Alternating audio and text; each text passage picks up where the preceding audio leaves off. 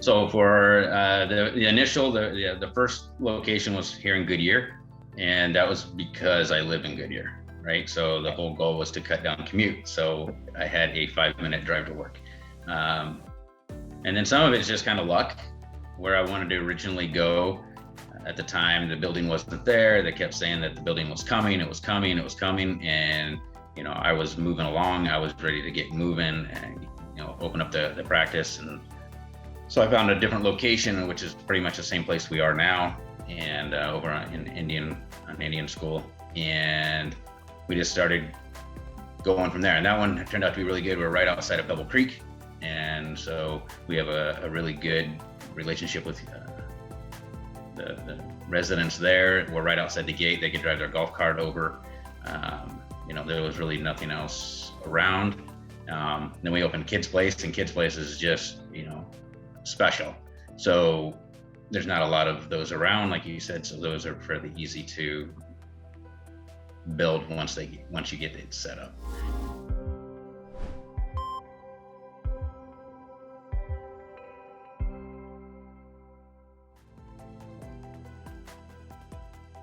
Welcome to this week's episode of the Providers, Properties, and Performance podcast, where my guest is Ryann Roberts, who's the owner and physical therapist of Arizona Orthopedic Physical Therapy, which has a total of 8 sites. And he takes us on a journey from the start of his career to beginning in private practice and then becoming a physician owner of the real estate that he operates his sites out of. Welcome to Ryann, and I hope you enjoy the conversation. Ryann, welcome to the Providers, Properties, and Performance podcast. Thank you. It's good to be here. So just so our listeners know, you are a private practice physician. You are a physical therapist, and I would say you're a physician owner of your real estate. So do you own all of your locations?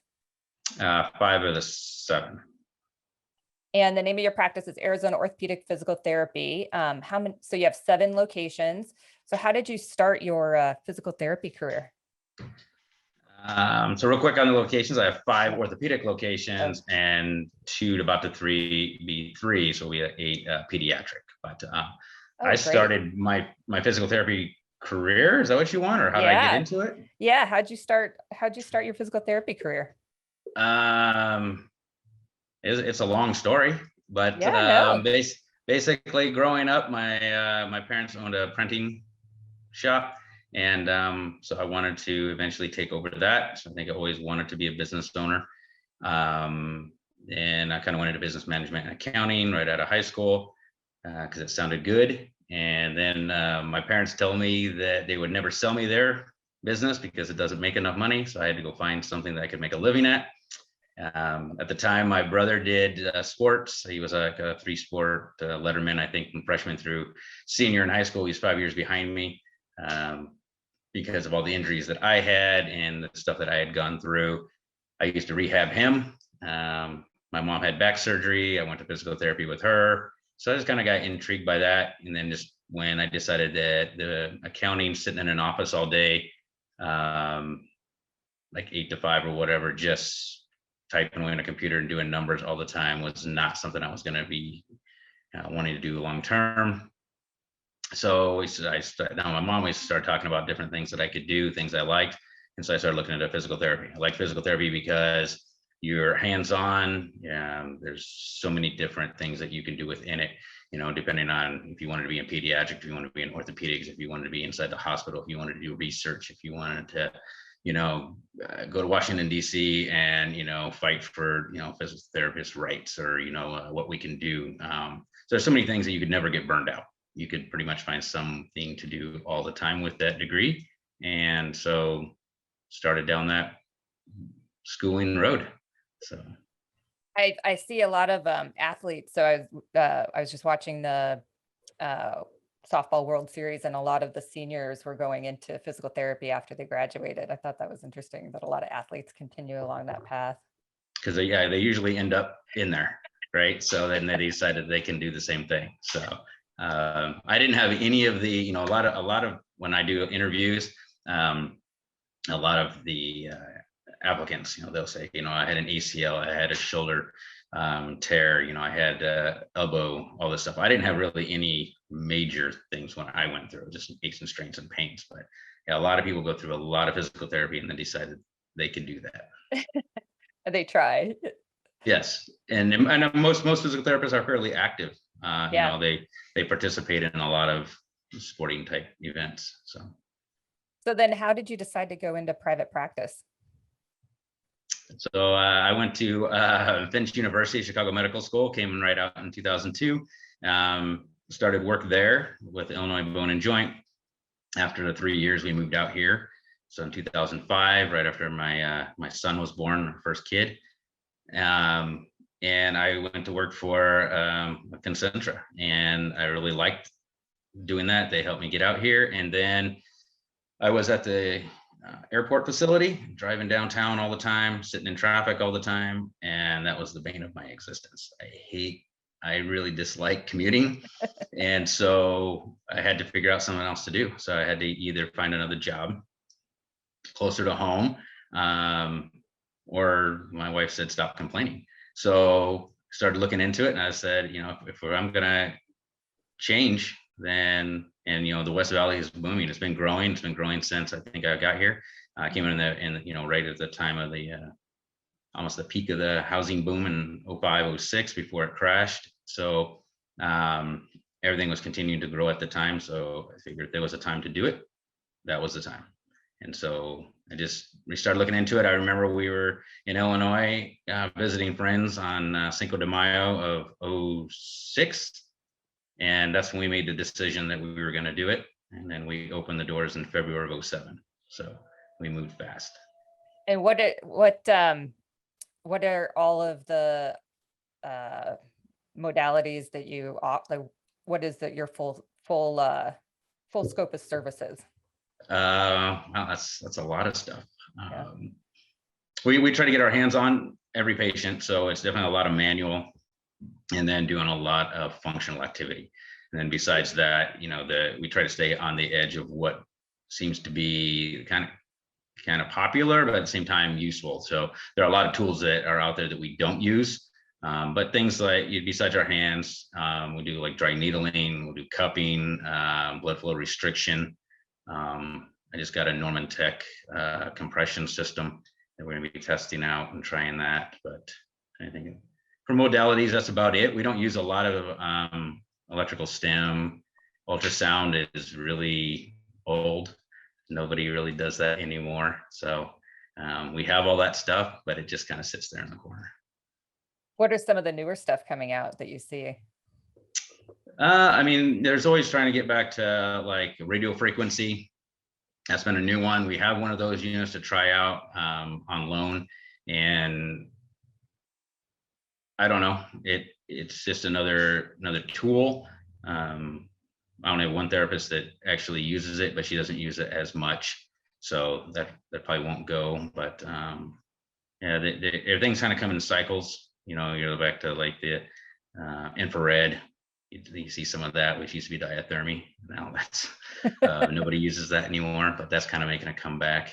But I think a lot of it is just mainly dry needlings and cuppings and scraping and all that kind of things. So what most people are using. Well, tell me about Kids Place, because I find that interesting. You don't see a lot of physical therapy for kids unless it's like occupational therapy for kids that need it. But tell me about Kids Place. I'll give it my best. So I mainly oversee the orthopedics. My wife is also a physical therapist. We graduated together. I drug her into the business, and that was great because she's very good at it. But she's a pediatric specialist, so she pretty much runs the pediatric division. I think that's what she's doing right now. She had a meeting, like an interview this morning, and now I think she's meeting with marketing to start going over how the website's going to lay out for the Kids Place. But in general, we have physical therapy, occupational therapy, speech therapy, and feeding therapy. And so on that side, you don't see, you know, a lot of like injuries. So injuries would normally come over to ortho unless they're really, really young. But over there, they're going to see torticollis, cerebral palsy, you know, kids that were born early, so prematures, so they're delayed. See a lot of autism, all that, different levels on the spectrums throughout. depending on what they need. Let me ask you this, with those needs that those children have, getting their body to move and learning how to, move their body, I mean, I would think that that's incredibly helpful. It is, and it's extremely hard and very specialized, and I don't do that. And when I walk through, I'm always amazed at how they get the kids to do it. It's play, but focused play, so it has a goal at the end. So we use a lot of games, toys. The pediatric facility has swings, balance beams, stairs. I mean, they're really cool places to go. There's a lot of things to do in there. When my kids were younger, they loved to always go to work on the weekends because there were so many things to climb on and play. But yeah, and it's very specialized. So, and then the equipment that they use can be very expensive as well. I don't know where I was going with that, but we'll get back to it, I'm sure. So yeah, no, I mean, I'm sure your build outs are, and I'm sure the space matters too when you're trying to figure out, how to fit all of that in and make space for the kids to be able to move around. Yes. Yeah. So when you thought about your growth, how did you go about deciding where you were going to put certain sites? So for the first location was here in Goodyear, and that was because I live in Goodyear, right? So the whole goal was to cut down commute. So I had a 5-minute drive to work. And then some of it's just kind of luck. Where I wanted to originally go at the time, the building wasn't there. They kept saying that the building was coming, it was coming, it was coming. And, I was moving along. I was ready to get moving and, open up the practice. And so I found a different location, which is pretty much the same place we are now, and over in Indian school. And we just started going from there. And that one turned out to be really good. We're right outside of Pebble Creek. And so we have a really good relationship with the residents there. We're right outside the gate. They could drive their golf cart over. There was really nothing else around. Then we opened Kids Place, and Kids Place is just, special. So there's not a lot of those around, like you said. So those are fairly easy to build once you get it set up. Right. And then like Buckeye, just looking at Buckeye, I always say I do a lot of things by feel. I look at Buckeye, and Buckeye is just growing. There's really no services there. So that seemed to be a no-brainer. And so we went there. And then when we were looking to add in, I tried to list out my dates here. So I try to get things semi straight in my head, because I know Buckeye was our second ortho. And then we ended up doing another Kids Place. Again, a lot of things that we do are kind of by feel, but also by opportunity. So we had the opportunity to take in, open a new space in Central Phoenix. And so we did that. And then eventually we ended up buying something and moving that. And then we were driving down Glendale one day, and there was the facility going in there. And I think that's when I met you. Yeah. And so we went there. So again, and I was listening to a couple of the other, other podcasts, and I heard other docs say, it's not always, you always try to want to be where the people are or where the people are going. So, in Buckeye, we're right outside of Sundance, and Goodyear, we're right outside of Pebble Creek. The goal there in Glendale, hopefully, is that, it was going to grow and be a more of a medical center where people are coming there for the doctor and all the other stuff. And as they do that, they're going to see you, and it's something that they're used to doing. I think it's Dignity Health. There's a hospital right behind there, just on the other side of the freeway from, Cardinal Stadium and the mall over there. So, and then the Kids Places that you just put those because people will find you. Yeah, they'll drive for sure. So when you're looking at growth, it looks like you prefer to own, but you have a couple of lease properties. But why did you start wanting to invest in properties where you have your practice instead of just leasing them? Well, again, the nice thing about renting is you don't have to, you're not responsible for everything within the building, but you pay a 2% increase every year. You're constantly having to fight that, and it just made more sense to reinvest in ourselves. Basically, we're going to pay rent somewhere, so we might as well own with that what we're paying rent to. So we try to basically only own things that we occupy. That's kind of where we are right now. I do have the opportunity right now to buy another building that is, mostly full, and it's in the same complex where I already own. So we're talking about that all the time. Like, should we do that, or should we look at, going elsewhere in the valley where we can buy something and then be in it?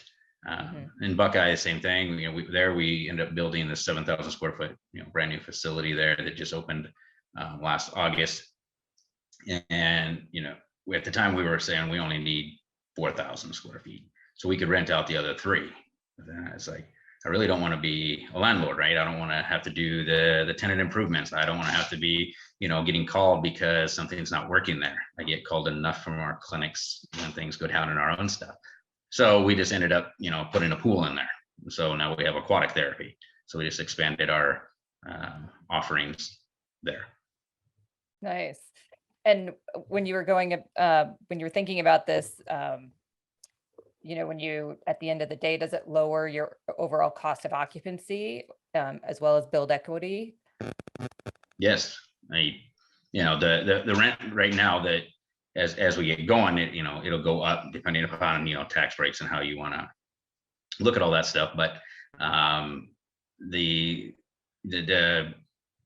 what I charge in Buckeye, for ourselves to the two different companies is much less than I could probably rent a 7,000 square foot facility for. So I always look at it as, if I own these for 35 years, and if I spend $1 million to get into it, and then I pay us rent and it comes all back, all that other stuff, at the end of 35 years, if I sell that building for $1 million, I was basically there for rent free for 35 years, right? So I paid myself back probably several hundreds of thousands of dollars that would have been out in just rent. Right. I think you could probably sell it for more than $1 million too. I probably could, but you never know. I'm just saying, like, right, on a worst case scenario, right? If I can just get out what I put in, then I was rent free. And so that's a huge, income of itself. So if one of your peer clinicians were to say, hey, I'm thinking about purchasing a building that I'm going to, operate my practice out of, what would you say? Or some things. If it was one of my clinicians? No, just a peer, like a friend of yours. Okay. Not someone that works for you. You'd be like, why are you doing that? But a peer, of a colleague out there that just think, hey, I see you own several locations. How did you start doing this, and what are some things to think about? Well, I think if they were in business, and they would probably understand it, but it's so I can kind of play this because when I say, would it be one of my employees or colleagues, that's how I end up having Tempe and Prescott, actually, is that I had 2 employees that were going to these areas. They liked working for us and didn't really want to go anywhere else. And so we ended up opening clinics in both of those. And that's why we're leasing right now. As we try to build it up, we'll eventually buy. And then one of them also does martial arts. And so he's contacting me about, he wants to own. And so how does he go about it? And so I think the big one, and that is people need to understand, right, when they're doing it, is that you need cash. Right. You can't just walk in and go like, hey, I want to buy that building. And, here's, I have like $22,000. That's not going to do it. Right. You're going to you need to have cash. You need to build that up so that you can do your closing costs, your down payments, your build outs, and all that other stuff. Yeah. So knowing that you have to have that's big, so that you can kind of save for those things. Because that was a hard part for us when we first started. We were small, trying to buy our first building, trying to get, financing and all that other stuff. So, yeah. But after that, I think it's totally worth it. And then, just making sure that you're planning for the problems that are going to come. The buildings that I own, they are getting up there in age. Like AC units on them are like, 16 years old. So, I've just put on 8 units on 3 different buildings over the past, I think 4 weeks. So, just knowing that you're going to have that stuff coming, and, if you want AC, you might want to start putting money away for that stuff. But I would say just cash flow, knowing that there's a lot of expenses that go into it. And so you need to be ready for them when they come.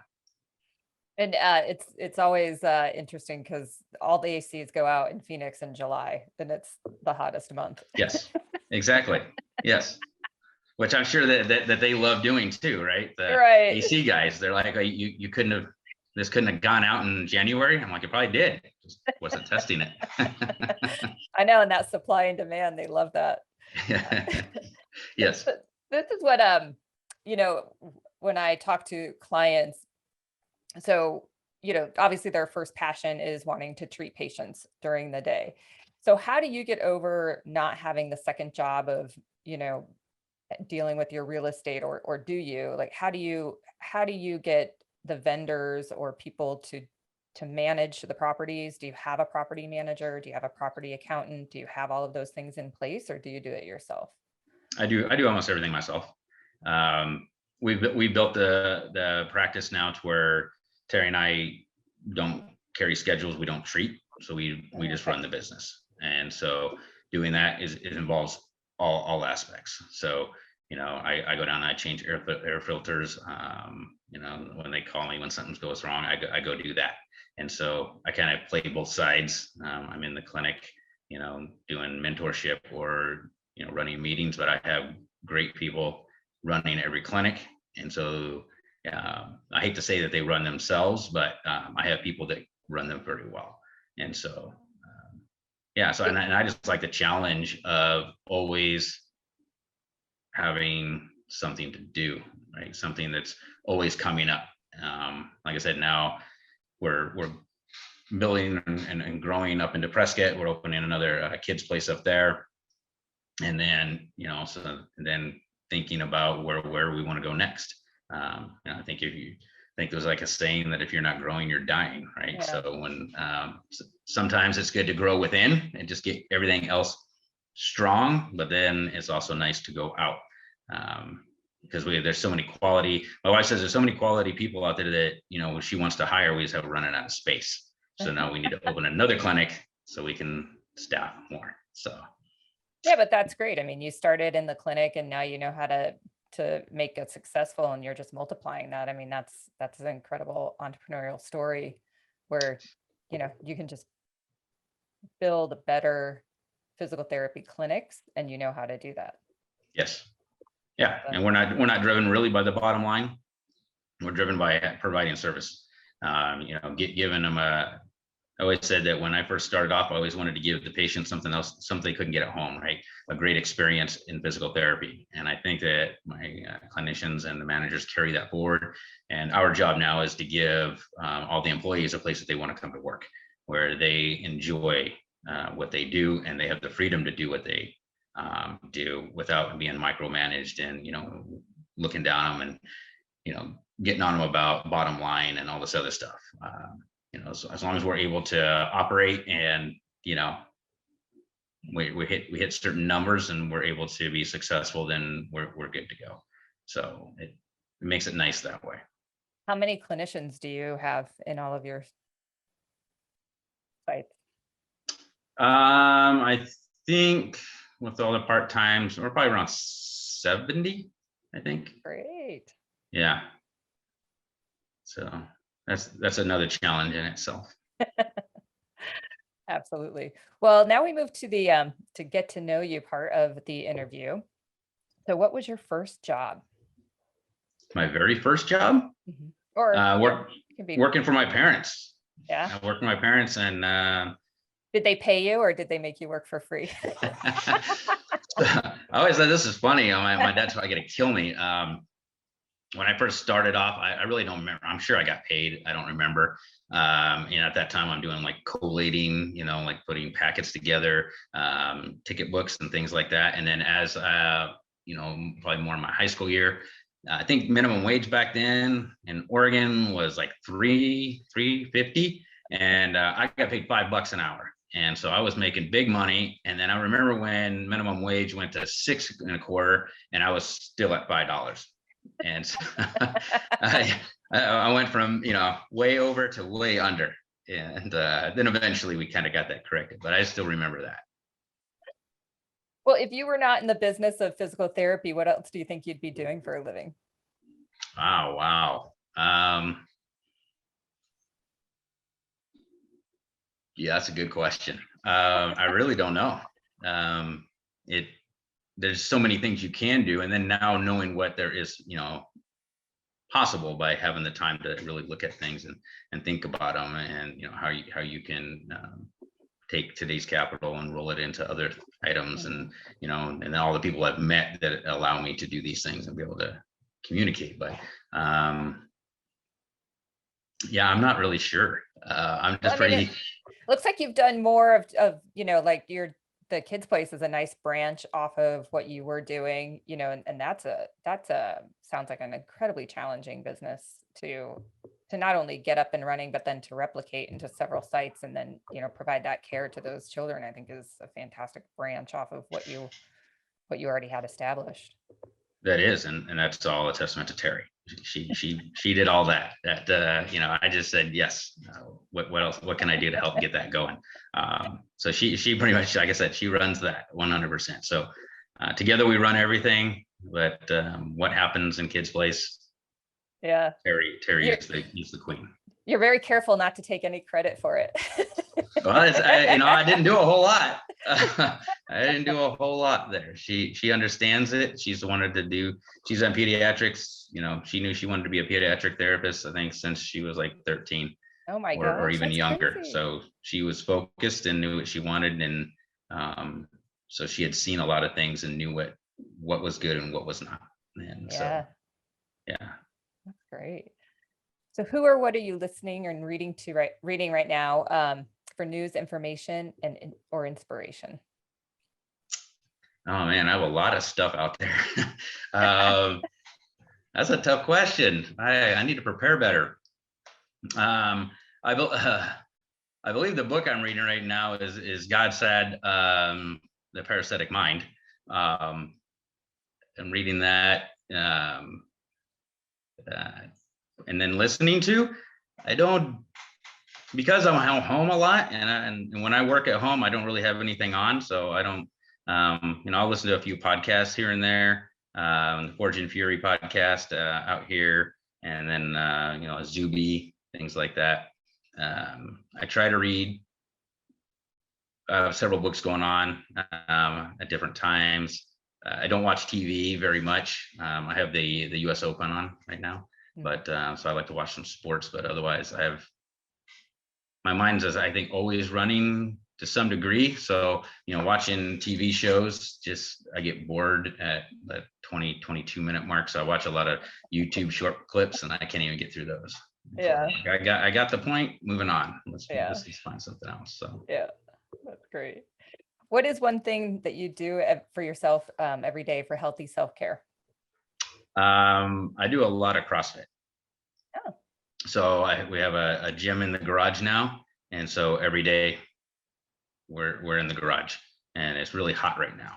Yeah. But so put in some more fans, but it's definitely doing exercise, trying to stay healthy, trying to eat well, things like that. The basics. Yes. Yes. Well, then I have two final questions for you because you do both. But when you were, you started as a clinician. So do you think a person is born with the desire to heal, or is this learned only through their training?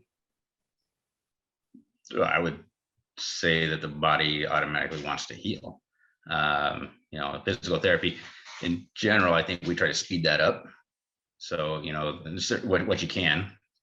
Tissues and bone are going to heal at the rate at which they do, but we try to limit the restrictions, or improve the strength, the stability, things like that to make that quicker. But the body is an amazing machine, and it's going to find a way to win, and we just try to do it so it's less painful or less tight.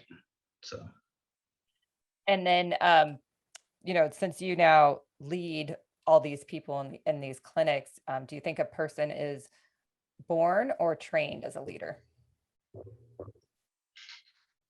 Oh, that's tough. I think it's a little of both.